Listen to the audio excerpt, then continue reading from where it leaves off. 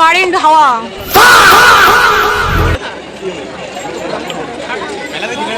মেলাতেও current যায়।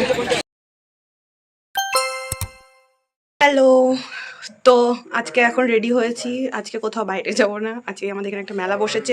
দিদি আর জিজু এসেছে, তো সেই মেলাটা আজকে দেখতে যাব আশা করি। জানি না এখন প্ল্যানিং এটা এক্সিকিউট হবে কি হবে না সেটা জানি। A few moments later. তো এই তিনজনে আমরা বেরিয়ে পড়লাম মেলা দেখার উদ্দেশ্যে, কিন্তু যাওয়ার আগে রাস্তাতে পড়ে গেল আমার পছন্দের ফুচকা। ফুচকার প্রতি আমার যা ভালোবাসা সেটা তো আগের ভিডিওতে দেখে আপনারা বুঝেই গেছেন, তো কিছু করার নেই। তুই কতগুলো ফুচকা খাবি? কতগুলো ফুচকা খাবি তুই? মেটে যাবো না কেন? একটু চা খেয়ে এলাম। আহারে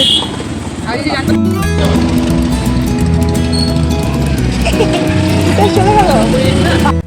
তো এই ফুচকার প্লেটটা হাতে নিয়ে ধরে দাঁড়িয়ে অপেক্ষা নিজের ফুচকার আসার জন্য।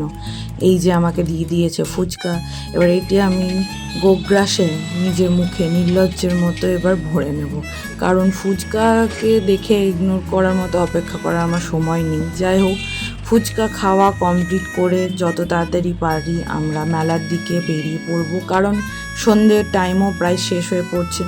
মেলা পৌঁছে রাস্তাতে তো প্রচুর ভিড়, বাইক রাখার জায়গাও খুঁজে পাওয়া যাচ্ছিল না, প্রচণ্ড ভিড় দেখতেই পাচ্ছ।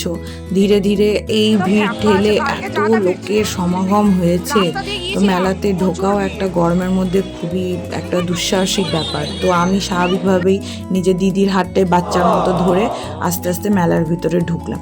চারিদিকে এত সুন্দর সুন্দর খাবারের গন্ধ নাকে এসে পৌঁছাচ্ছে, আর মানুষ এত জন সমাবেত হয়েছে এখানে, দেখেও ভালো লাগছে। আর এই যে এই দোকানগুলো এত সুন্দর সুন্দর কি রিং আছে, আবার এই যে ভাইরাল চুড়ি যেগুলো দেখছো, এগুলো তো এখন ট্রেন্ডিং ভাইরাল চুড়ি।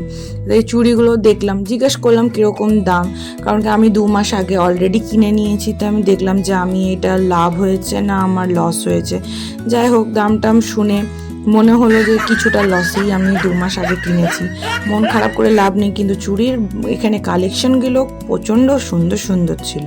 এরপরে এই দোকানটা খুবই স্পেশাল, কারণ এই দোকানে ছিল হরেক রকম পাঁপড়।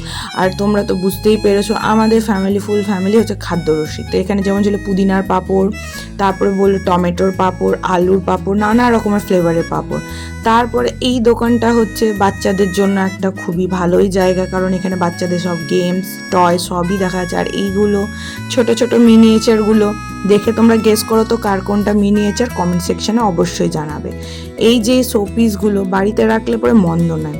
তারপরে মেলাতে এখানে পাওয়া যাচ্ছে জামা কাপড়ও, ছোট বাচ্চাদের, অবশ্য বড়দের ছিল কিনা দেখতে পাইনি। আর এই যে আর্টিফিশিয়াল ফ্লাওয়ারগুলো, এই সব দোকানে তো ভিড়ের ঠেলাতে ঢোকাই যাচ্ছিল না, প্রচণ্ড ভিড় এই সব জায়গায়। তারপরে এই যে দেখো ভালো করে, এটা হচ্ছে আমি আর আমার দিদি। মেনলি এটা ছোটবেলা, কিন্তু এখন বড় অবস্থাতেও সেমই আছে আমরা। তারপরে এইগুলো যে দেখলাম আবার সেই কাঁচের চুড়ি টাইপের, এখন বেশ এগুলো ট্রেন্ডিংয়ে এসেছে, ভালো লাগছিল দেখতে, বিভিন্ন রকমের কালারের সব সুন্দর সুন্দর সাজিয়ে রেখেছে। আর এই যে আমাদের গাড়ি, এগুলো অবশ্য কাঠেরই তৈরি, দেখতে বেশ ইউনিক লাগলো। এসব শেষ করে সব ছোটোখাটো জিনিসগুলো দেখছিল। আমার লক্ষ্য তো এখানেই ছিল, কিন্তু কি করব, কেউ আমাকে ট্রাই করতে দিল না। কিছু করার নেই, তাই দূর থেকেই দেখে শখ মেটালাম। কোনোদিন জানি না এইসব প্লেনে উঠতে পারবো কি না, তাই দেখেই শখ মিটিয়ে নিলাম। কিন্তু যে জায়গাটা না চললে নয় সেটা হচ্ছে আমার ফেভারিট নাগরদোলা।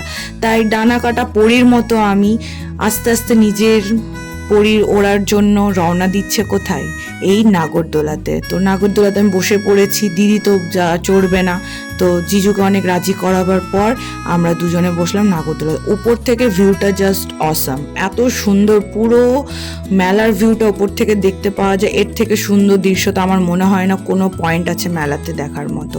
তো এইসব ওপর থেকে ভিউ দেখলাম, বেশ নাগরদোলাটা চেপে মজা তো লাগবে, কারণ সেই ছোট থেকে আমি নাগরদোলাতে চেপে চেপে এখন প্রো হয়ে গেছি, পুরো টোটালি প্রো।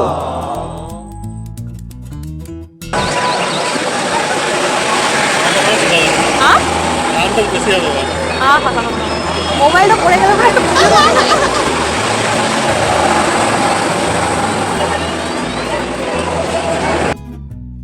নাগরদোলার পাশেই ছিল বাচ্চাদের বিভিন্ন রকমের রাইডস, বড়দেরও ছিল। এই যে বাচ্চাদের গাড়িগুলো দেখতে কতটা সুন্দর লাগছে। আর এই যে লাফিয়ে লাফিয়ে এরা নিজেদের জীবন এখন উপভোগ করছে।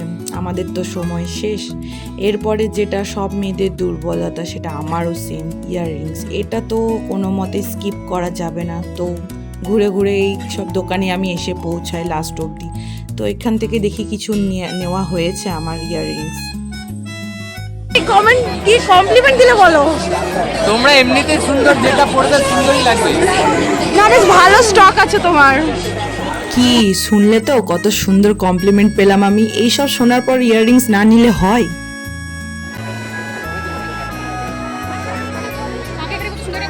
এই তো গোলা কারেন্ট হাওয়া।